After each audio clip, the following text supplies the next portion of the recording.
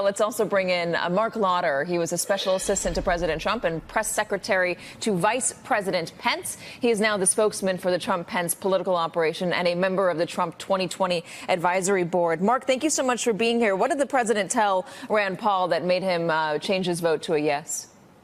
I think Rand Paul heard what he needed to from from Director Pompeo, about to be Secretary of State, that we are going to continue with the president's policies of putting America first. But when it comes to fighting the war on terror, when it comes to confronting the use of nuclear weapons or chemical weapons, we are going to act strongly, and we are going to continue to be the world leader in that. And I think also it sends a very strong signal that the Republicans will be united in the president's pick. And if this is going to be a close vote, it's going to be Democrats who are once again obstructing the president and sending that message to the world stage that they do not stand with him. Well, you talk about obstruction. The president has obviously said the Democrats are obstructing a lot. We heard Sarah Huckabee Sanders say that a little bit earlier as well. It's part of the narrative.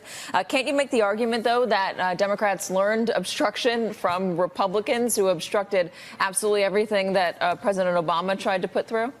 Well, let's remember, I mean, Senator Hillary Clinton was confirmed as Secretary of State with 94 votes. John Kerry was confirmed with 94 votes. These were two presidential losers in the presidential races who Republicans did not share much in common with. But when it came to the nation's foreign policy, when it came to the national security, they were all in favor. And I think there were 2 votes and 4 votes against those 2 nominees. So we've always put politics aside when it comes to this. And it's disappointing that they cannot do that in this respect. Well, you know, Republicans haven't put politics aside, though, when it comes to Supreme Court justice nominations, which are arguably just as important. They left that seat open for quite a while, refusing to even have a hearing on Merrick Garland. So how do Republicans defend that?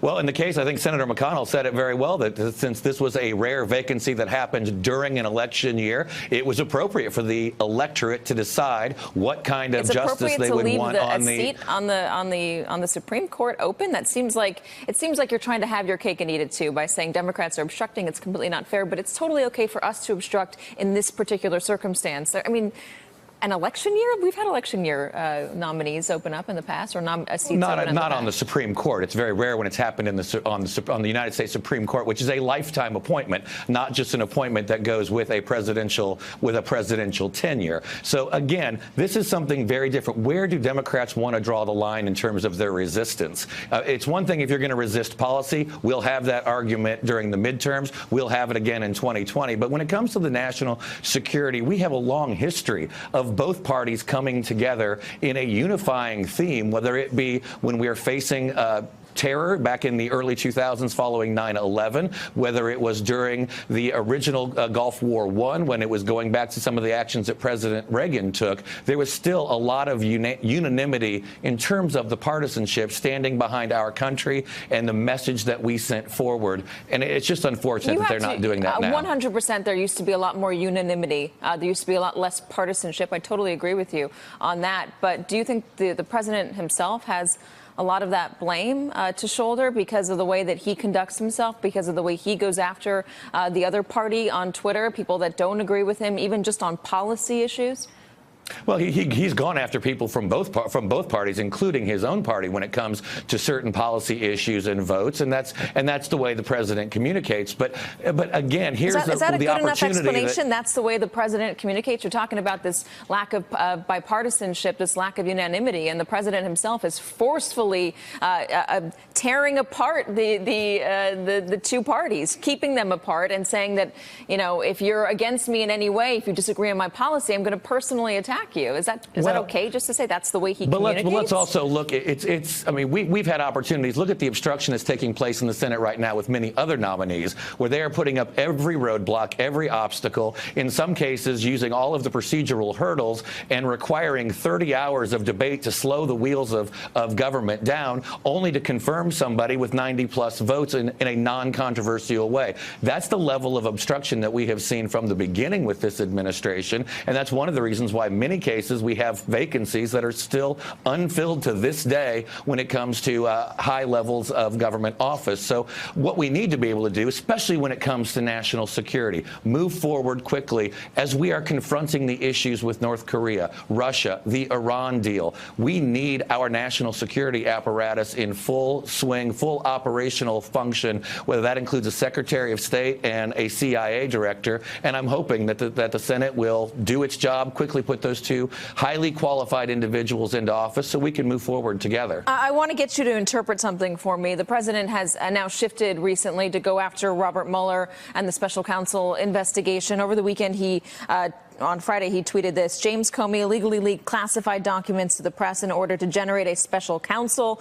Therefore, the special counsel was established based on an illegal act. Really, does everybody know what that means? You were special assistant to Donald Trump. What does that mean?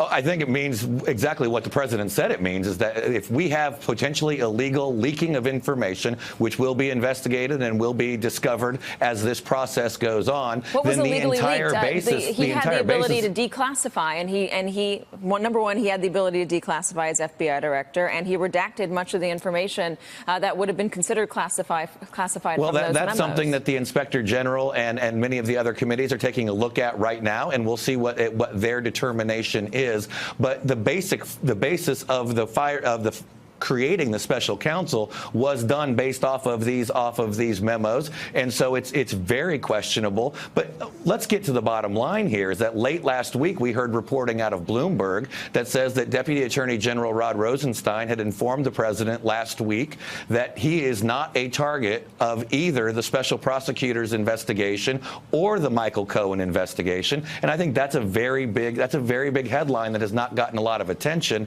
So let's let these processes play out. Yeah. Whether they were started under illegal or questionable practices in the beginning, I think the White House continues to cooperate. They continue to produce documents and interviews as requested. And everyone's confident, as the president has said, there was no collusion, and this will wrap up finding so. Well, everyone's not confident. So far, there hasn't been an assessment on that besides from the Republicans in the House committee, and they said they just hadn't seen any evidence of it. They didn't say that they were confident there was no collusion, so I want to correct you on that. One other thing, though, if Congress did pass a law to protect Robert Mueller, do you think, or a bill to protect Robert Mueller, do you think the president should sign it? I don't think there'll be a bill passed to do that. If they do, the White House the president should sign it? Well, I'm not going to get into hypotheticals in terms of what the president may or may not sign, but the White House, including today, has reiterated time and time again that there are no discussions about firing the special counsel or the deputy attorney general. And I think that's the reason why Senator McConnell has said that there's really no reason for this bill and that it's not going to be brought to the floor of the United States Senate. Mark Lauder. Mark, thank you so much for being here. We always appreciate it. Hey there, I'm Chris Hayes from MSNBC. Thanks for watching MSNBC on YouTube. If you want to keep up to date with the videos we're putting out, you can click subscribe just below me or click over on this list to see lots of other great videos.